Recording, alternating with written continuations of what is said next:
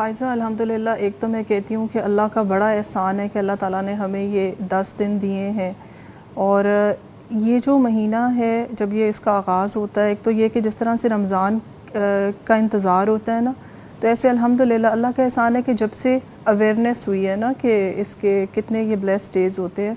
تو اس کا انتظار شروع ہو جاتا ہے۔ اور صرف یہ نہیں کہ میں اب فیل کرتی ہوں کہ صرف اپنی پرسنل کیپیسٹی میں نہیں، بلکہ اب سوسائٹی کے اندر بھی یہ بہت اویئرنیس ہے، اور اللہ تعالیٰ جزائے خیر دے جیسے استاذہ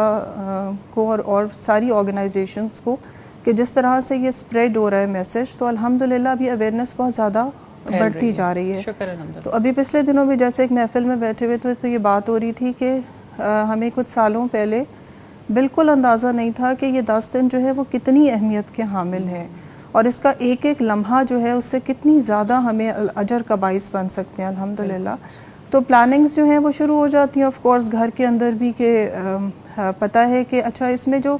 مجھے سب سے پیاری بات لگتی ہے نا کہ آپ یہ دیکھیں کہ اس کا دن وہ بھی بینیفیشل اور راتیں بھی الحمدللہ۔ تو راتوں کی تیاری بھی کہ کس طرح سے جو ہے عبادات کا سلسلہ رکھنا ہے، کیونکہ ایک ہر رات جو ہے وہ لیلۃ القدر کے برابر ہے، اس کا اجر جو ہے الحمدللہ، اور دن کے روزے کی فضیلت جو ہے وہ تو آف کورس ہے ہی ہے، اور 9 ذی الحجہ کا جو روزہ ہے الحمدللہ اس کی بہت فضیلت ہے۔ تو اسی طرح سے پھر یہ ہے کہ نیکیوں کے بہت سارے اعمال ہیں جو کہ پہلے سے پلان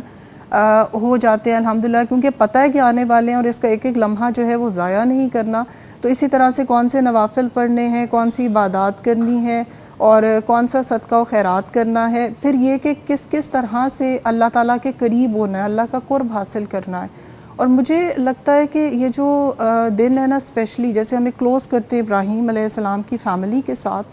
تو مجھے لگتا ہے کہ جو فیملی کا ایک ایک ممبر ہے نا، مطلب میں تو بہت زیادہ سوچتی ہوں